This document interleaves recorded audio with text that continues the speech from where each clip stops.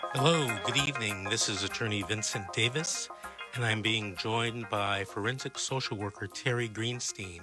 And the name of this show is The Secret: How to Fight Child Protective Services and Win.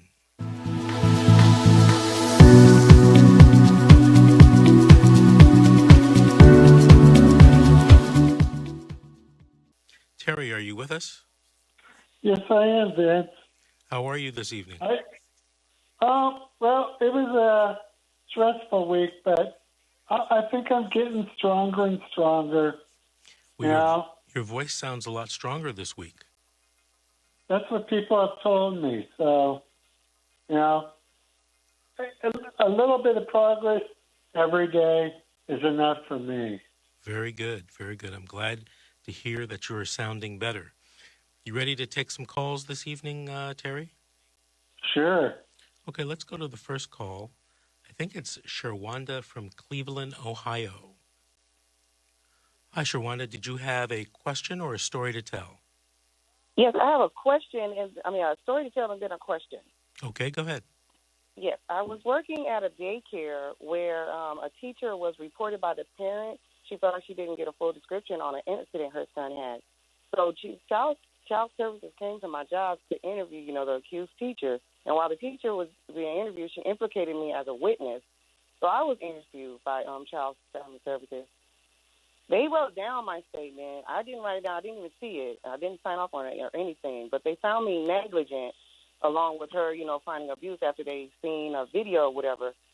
And so I lost my job behind it, and I tried calling. I did an appeal, where at the appeal they told me they didn't have to give me evidence or what it was, what substantial evidence they had found me negligent on, other than the fact that they are agencies and they're qualified or something to find me negligent for these findings. And I'm trying to find out. My question is if I am able to file a 1983 against them.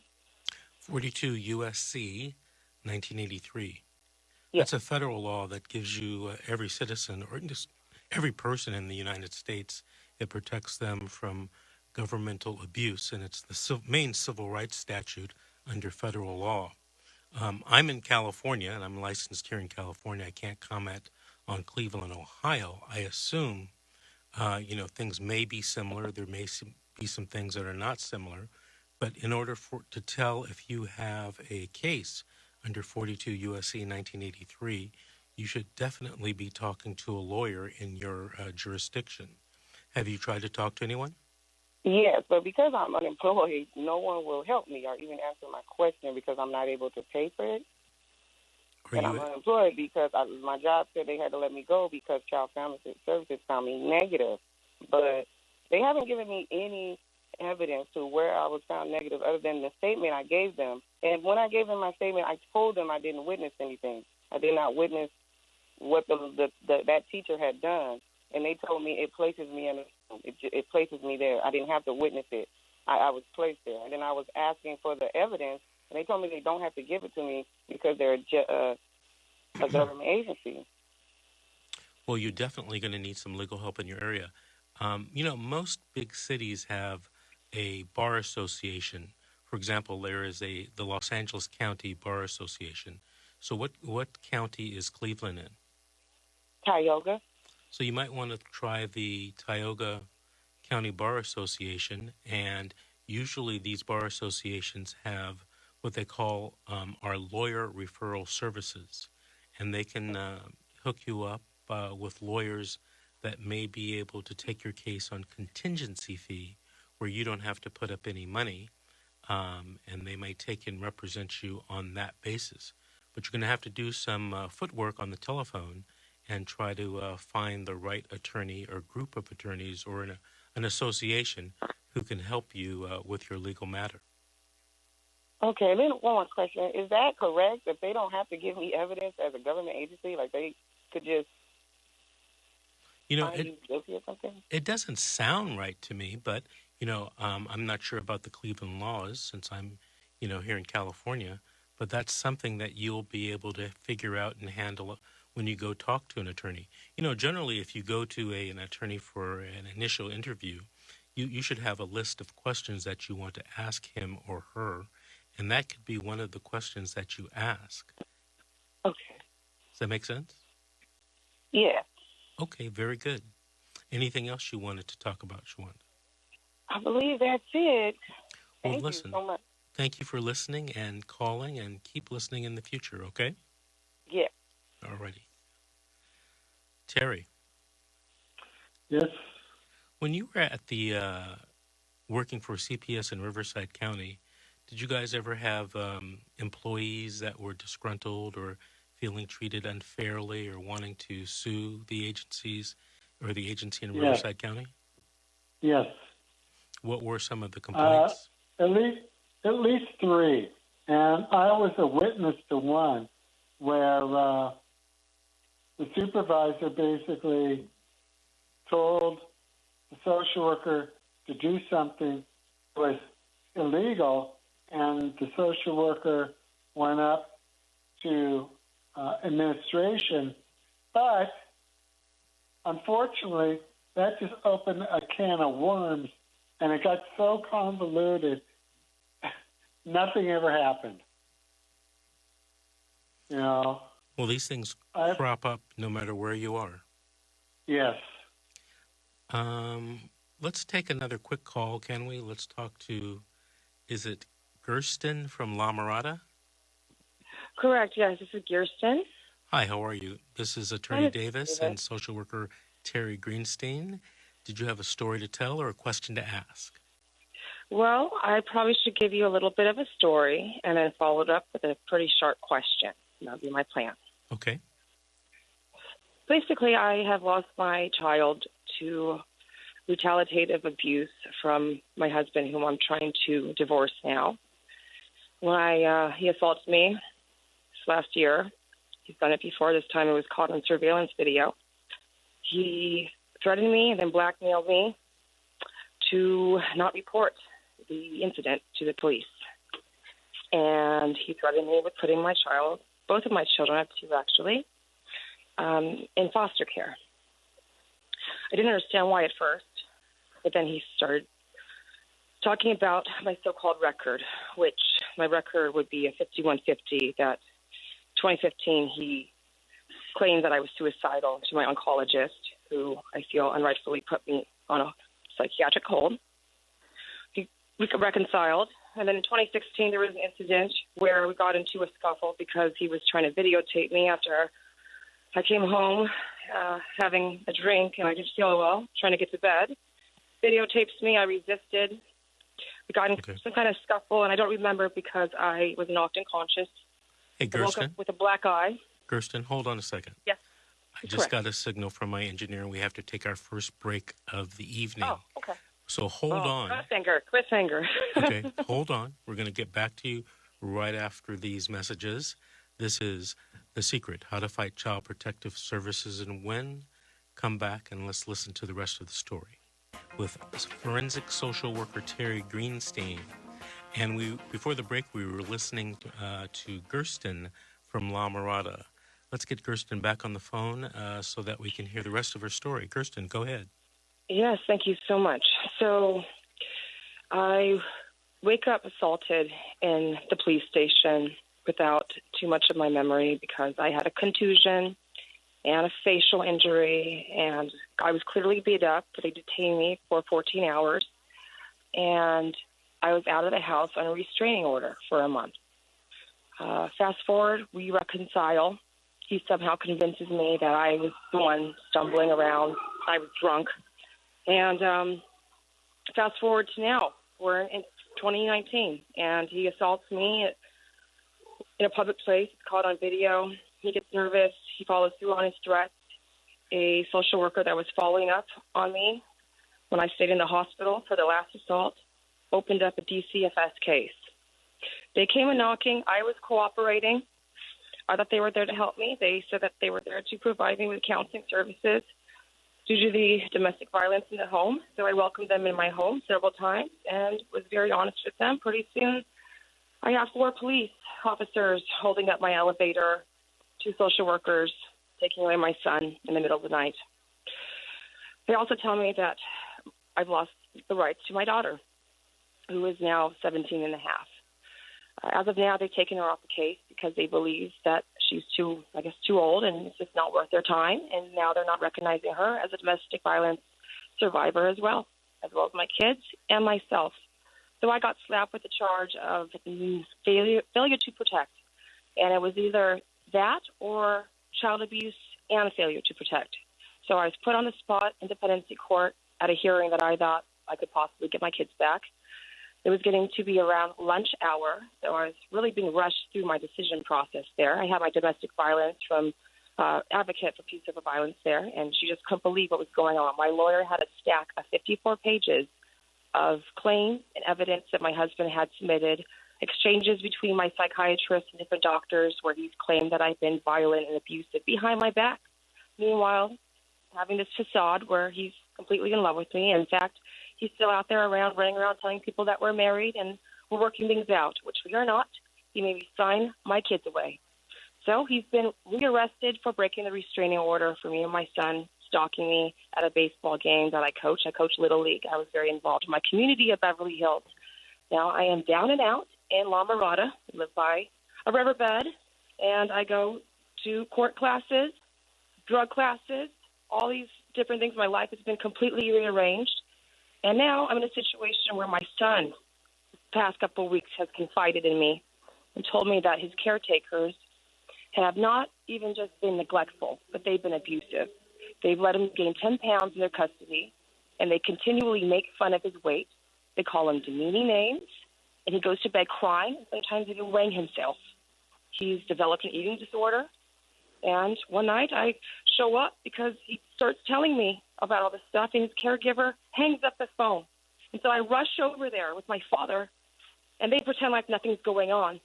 And they start accusing my son of being a liar and exaggerating and elaborating and making up these stories. So I obviously step to my son's defense, and I say, look, we've been through a lot as a family, and my son is 10 years old, and he's suffering the most here, and you're not taking good care of him. You're not giving him a hug at night or anything, and he's over here missing me, and he confides in me, and now you're calling him a liar.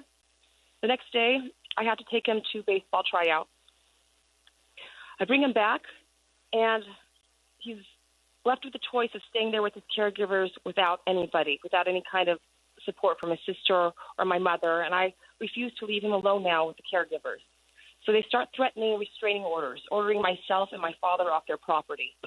So now we're faced with a whole extensive block now where I've been not communicating with my son for the last 7 days. His last words from a text message I received were, pick up, please, mommy, please pick up.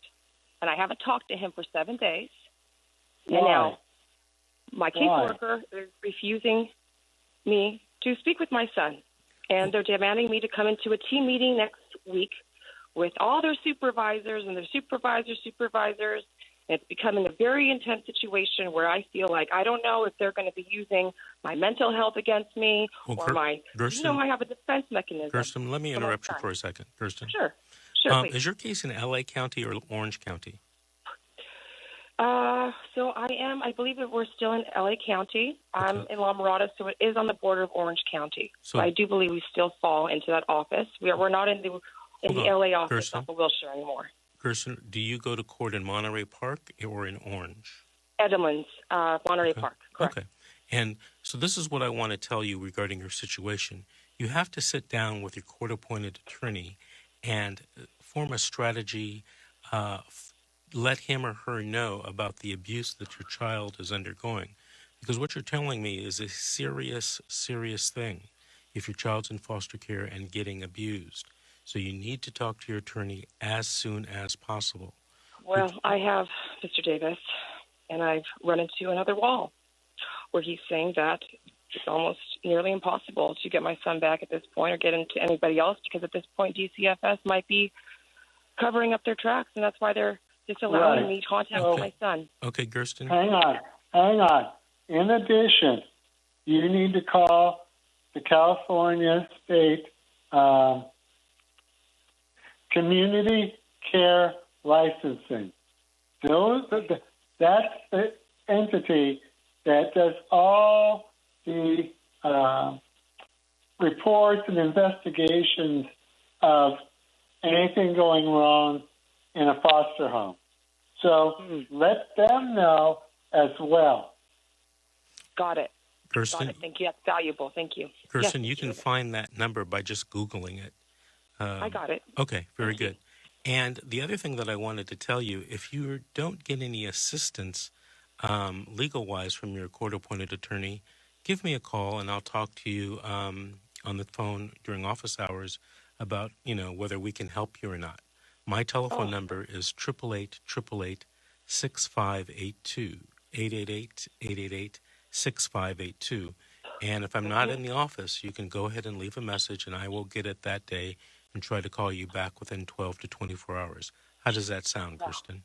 That sounds perfectly great. I really need to get somewhere, and I'm really, like I said, hitting brick walls where even I have therapists saying that DCFS is a Gestapo, and to be nice and stop crime is, and I'm not going to say my last name because I want to remain at least a little bit anonymous. Thank you, Kirsten, for calling, and thank you for listening. I appreciate your time, Mr. Davis and Terry. I appreciate you, too. Thank you so much, gentlemen. Have a good night. Good night. Thanks. If you want to call into the show this evening, you can call us at 800-222-5222. That's 800-222-5222. Terry, before I take another call, I wanted to ask you a question. Could you tell our listeners what they should not do if CPS comes knocking at their door in an investigative referral? Don't let them in. Now, I was talking to someone who called me, and that was the biggest mistake. She said she felt intimidated because the social worker came with 2 police officers. Here's the deal. If they don't have a warrant signed by a judge, you have the right to shut the door, not answer, tell them to go away, and you're perfectly fine. What if the police insist on coming in? They need a warrant, just like anybody else. So if they don't have a warrant, it's all right for me to close my door and tell them to go away? Exactly. I agree with you 100%. Are you taking calls again, Terry, at your office? Yes, I am. Why don't you tell? We're going to take a couple minutes breaks right now. We're going to pay some bills. This is The Secret, How to Fight Child Protective Services and Win. I'm Attorney Vince Davis, and I'm on with forensic social worker Terry Greenstein. We'll be right back. This is The Secret, How to Fight Child Protective Services and Win. I'm Attorney Vince Davis, and we're on with forensic social worker Terry Greenstein. Terry, you ready to take another call? Sure am. Okay, let's go with Cam from West Athens, California. Good evening, both of you gentlemen. Good evening. How you doing? Good evening. Did you have a story to tell or a question to ask? Both. First off, let me start off by saying what you do and what you gentlemen do should no longer be a secret because there's so many families that are affected. And the story I just want to tell you is, I'm in a caring, loving family. 2 years ago, a law was used against my niece called the Failure to Protect. And what I noticed when we started researching the law, the law basically entraps and all over the nation. But the most painful thing is that what I don't understand is that this gentleman, and I can't even call him a gentleman, he threatened our family from the beginning 2 years ago, he wound up going to prison for like 14 months. But when he got out, he made a promise that he was going to F our family up. I'm not going to use that word, but he did exactly what he chose to do. So he used DCFS, but the most painful thing was DCFS, not only did they believe him, but they started coming to our community, our home, and basically terrorized police, like he said. And it's interesting, I heard, on the last call where the person said, don't answer the door or whatever. That's easy to say until you have guns pointing at you or people, the police don't play when they come to our community. And the sad thing is that I hear what you're saying when you say, all right, but this is the thing. like my family, we haven't seen my nephew in 2 years. And my niece hasn't seen her son in 8 months. They took him out of town, and the father did. But the painful part that I think, Mr. Davis, is this. I know we ain't the only ones. And I've been trying to have meetings, and I promise I'm going to have a meeting where we're going to discuss everything that you speak on your show. My community needs to know in person on what do you do, how do you do it, how we deal with it, because if you can't afford an attorney, those attorneys that we had, my niece had down at Stedham Court, they don't even have time to look you in the eye. No, let's listen to you. So, you know, the question that I'm asking you tonight is this. My family is going through terror, holy terror, by DCFS. And I'm asking anybody that's out there, what do you do to help a family that's going through this other than, we don't have a bunch of money, we don't have a bunch of resources, but what do you do to help families that are going through this kind of madness when you're up against DCFS? What can we do now that they've already taken the kid? We're still working on trying to get him back. But how do we deal with this pain and stress while we're in limbo? What are your suggestions that we do? You ask a very good question, because a lot of people that call me don't have the resources to hire private attorneys and the private experts like Mr. Greenstein and myself. The thing that we do is I stress education for people.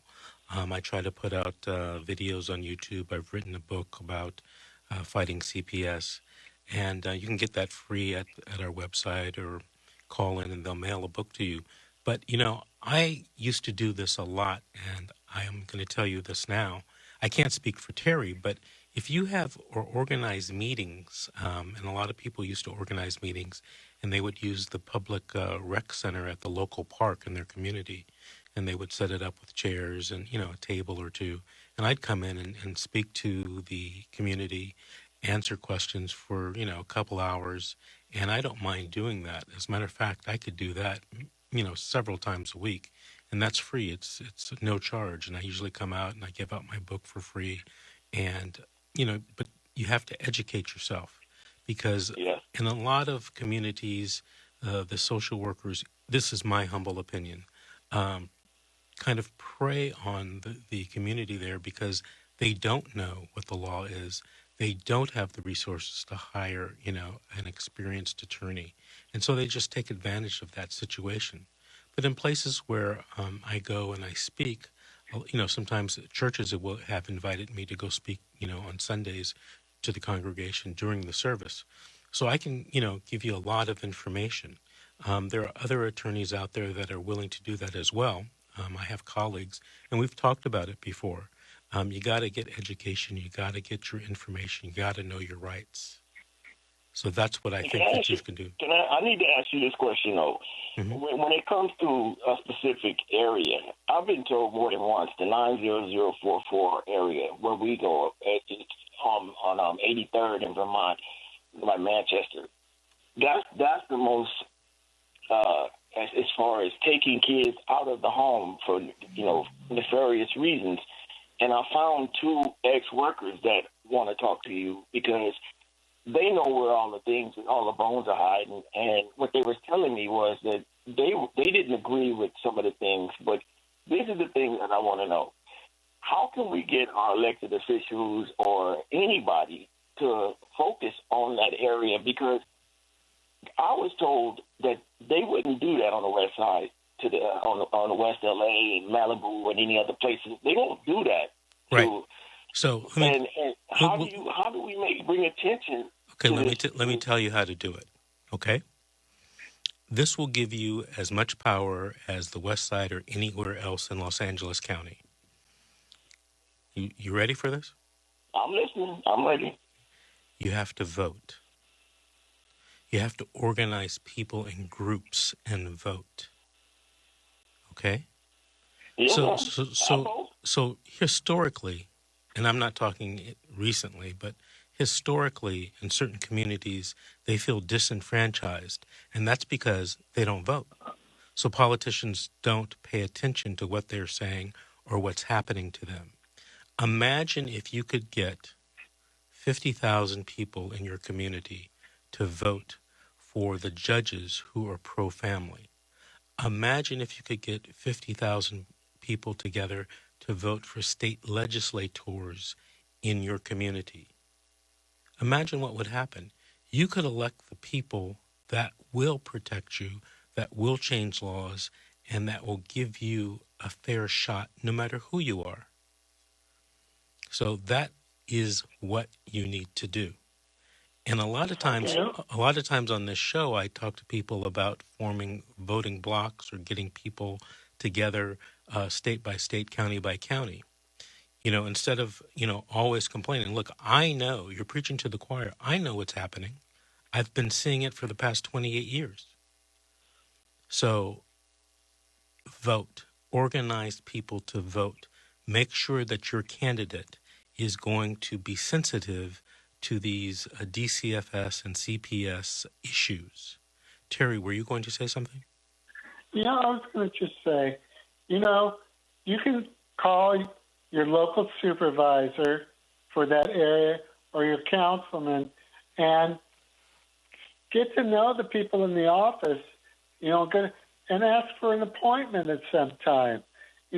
Start locally, but educate yourself.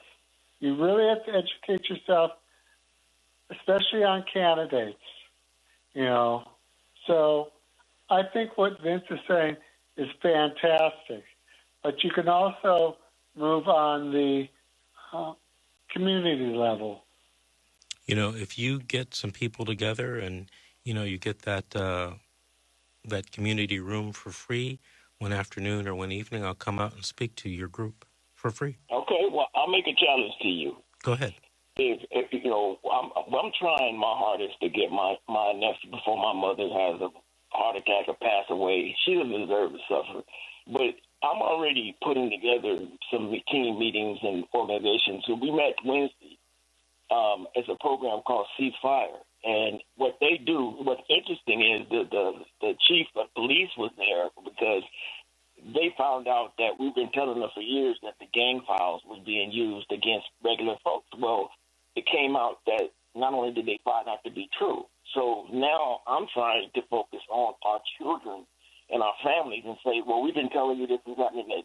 So my challenge is I want to fight hard to get the peace with my family, and I'm going to do everything in my power to put together those meetings, and then so we'll be able to know who to vote for, how to vote. But I have 2 parks and 2 local, congressional offices that I have access to.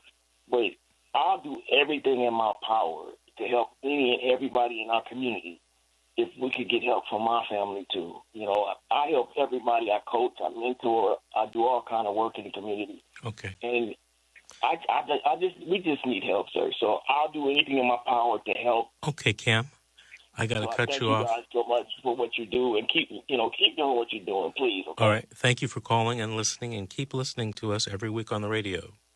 We're going to take another break right now, pay some bills. This is The Secret, How to Fight Child Protective Services and Win. Davis with Terry Greenstein, a forensic social worker. And this is The Secret, How to Fight Child Protective Services and Win. Let's take a call right now, Terry, from Matthew in Duarte. Okay. Matthew, this is Attorney Davis with Terry Greenstein. Did you have a quick question you wanted to ask us this evening? Yes, Mr. Greenstein, Mr. Davis, it's a pleasure to talk to you. I have an open case with DCFS, and it's been going on since 2017. I had reached the point in 2018 where I was granted unmonitored visits with my son, who's now 13 years old. At the time this all started, he was 10. Everything was going fine. Everything was going well. The social worker had told me, just give it about a month. We're going to see how this goes. And then the next step is going to be overnights. I was waiting almost a whole year. And in September, October, at this point, my son was in a foster home in Glendale. And when October rolls around, the foster parent at one of my visits, because my visits were still unmonitored, he came to me when I got there and he said, look, I don't know what's going on, but the social worker had told me you don't have unmonitored visits anymore, that I have to monitor your visits. And I said, well, that's news to me. No one has told me anything. Let me contact my attorney and I'll let you know what he says. Mm-hmm. They would not let me see my son after that day.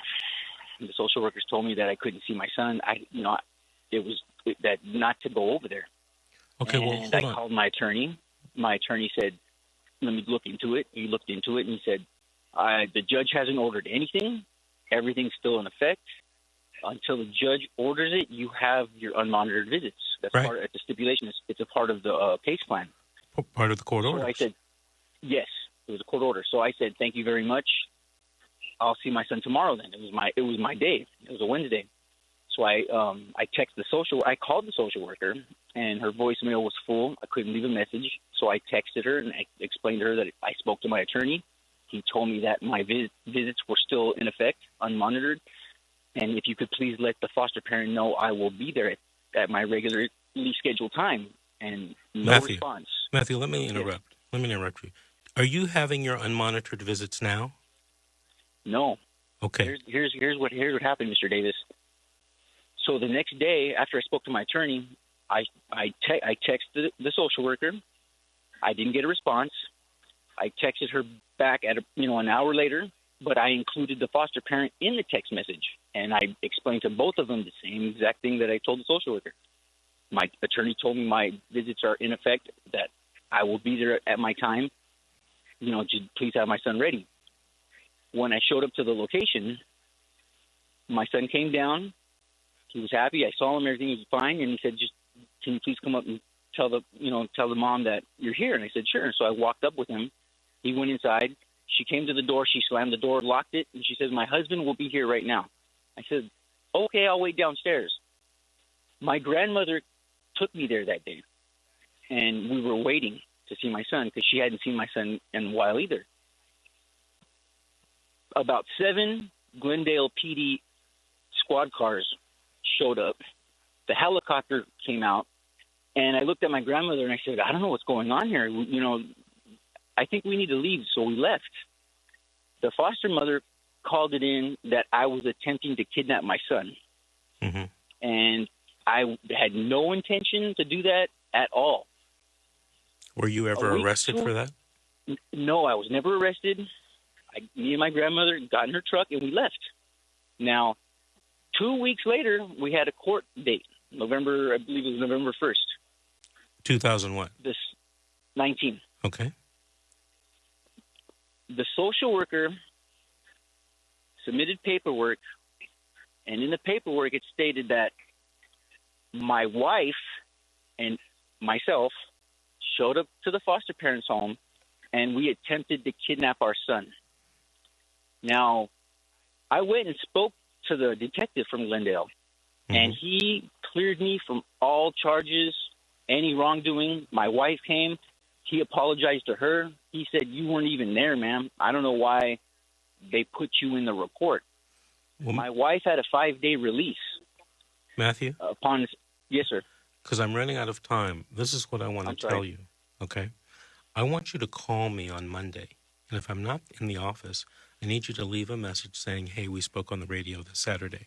We're going to go into this more detail because I may have some information for you that you can use. You also may have a civil rights suit against the county and the social worker, and maybe even the foster parents. So I want you to call me on Monday, and we're going to talk about this more in detail, okay? Yes, sir. Thank you very much for calling, and keep listening. Thank you very much. Thank you. I appreciate you. I appreciate what you're doing. It means a lot to me, and I can speak for every other family member out there that's suffering from DCFS. This is ludicrous. This is not America. Okay, thank you, Matthew. Okay, we're going to try to take one more call, quick call from Robert, and is it Silva, North Carolina? Yeah. Robert, How are you today? I'm doing good. I just have less than 5 minutes left. Did you have a question that you wanted to ask me? Okay, I didn't never marry the mother of my son. We're out of Ohio. In Ohio, the mother had sole custody. So she's up in Ohio. The boy's found on the streets. And before that, I called in April 12th, and I gave them my address and everything at the Children's Services, just in case something come up. Well, they never notified me, and mail it came to me addressed for the mother at my address in March, and in April 12th, I called them. In May, my son was taken by the system. In August, I received more letters. So when I called the ombudsman of the Children's Services, because I wanted to file a complaint because they never notified me, and I know I gave them my information. So they up and rescinded the adjudication without prejudice and used a case law from 2012. And I had questions as to why this old case law and this glitch was even still there. The counsel they appointed me was argumentative, saying how he's the attorney and everybody comes there trying to tell him how to do his job. I tried to get a different counsel. The magistrate refused me alternate counsel. The social worker gets up there, and I've had this is like 3.5 decades of children's services abuses. So and I took Parents as Leaders training advocating class. And I caught the caseworker saying something perjury, and I objected. They told me I didn't have a right to object. So I forced them into giving me different counsel by threatening them with the Ohio State Supreme Court grievance on taking it to appeals, because now I have a reason to appeal. And 20 minutes later, I had the attorney. But the social worker, I called her supervisor, and if she's going to perjure herself on the witness stand, in which I look at perjury as program fraud because it's embezzling from our Social Security funds, and I got them all upset. Then I had the ad litem lady calling me, asking me why they're not going to order my home study in the Carolinas. And I said, well, maybe because I called the Supreme Court and I called this and that. And I also come across the statute 18, 242, and 241, where if people read that, it helps them to understand on how to put illegal judges in prison, which would be nice. Robert, let me ask you something, because I'm running out of time. Did you get your children back? No, I'm still battling. They appointed me a much better counsel, but due to the years of different attorneys violating my rights, I don't trust any of them. I don't care how good they talk. Okay. Well, Robert, get a pen and write this telephone number down. Okay. 888-888-6582. And I want you to call me on Monday. Leave a message if I'm not there, and we're going to talk some more about your case, because I have some ideas that you might be able to use, and we can do a 3-way with Terry, hopefully on Monday. How does that sound, Robert? Okay. And I also have a son in North Carolina that's 27 that was really violated, and they abducted him, and they won't let him go. Okay, well, we'll talk about that on Monday as well. Robert, thank you for calling. Keep listening. Well, Terry, we're running out of time here. Any last words you want to say?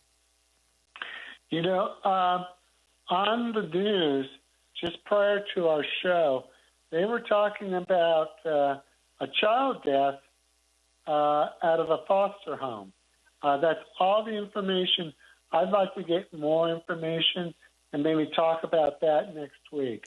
Okay, Google it. Was it in California? Yeah. Okay, Google it and see if we can find out, and we can talk next week. I want to thank everybody for listening. This has been The Secret, How to Fight Child Protective Services and Win. I'm Attorney Vince Davis, and my co-host is forensic social worker Terry Greenstein. We'll see you next week on the radio.